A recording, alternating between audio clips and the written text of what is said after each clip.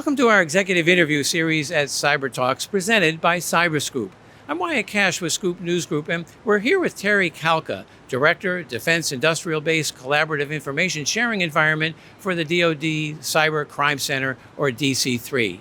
Terry, thank you so much for joining us. Thank you. It's a pleasure to be here.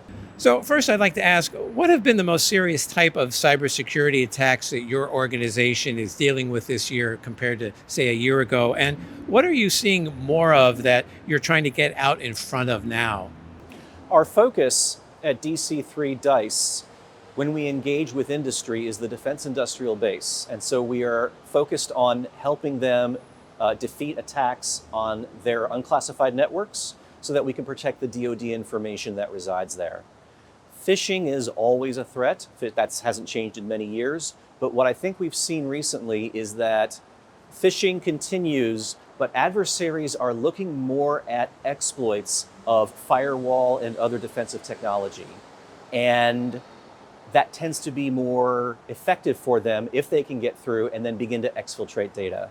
Whereas we see ransomware more used as kind of stop operations and halt an organization from executing its mission.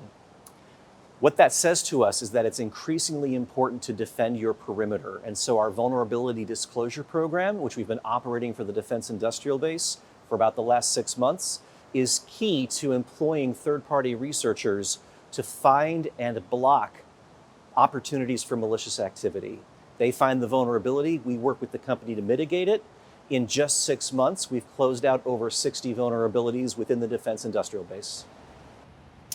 And then next, how has the continued attention around artificial intelligence and generative AI impacted your organization's cybersecurity planning heading into the coming year and your work with the defense industrial base? So at DC3, we are looking at large amounts of data, whether that's through our cyber forensics lab or through DICE and our DIB engagements, or whether that's through the DOD vulnerability disclosure program. And as always, we're asking ourselves, what insights can we derive from this data? How can we better inform our DOD and industry partners? And so we're exploring artificial intelligence as a way of bringing that data together and generating faster and more impactful insights. In particular, we've launched a program for the DIB called EnSite, E-N-S-I-T-E, where we are using data from sensors on networks and looking at artificial intelligence to help us to find threats and malicious activity and put a stop to it. Well, Terry Kalka, thank you so much for joining us here and adding to the conversation at CyberTalks. Thank you for having me.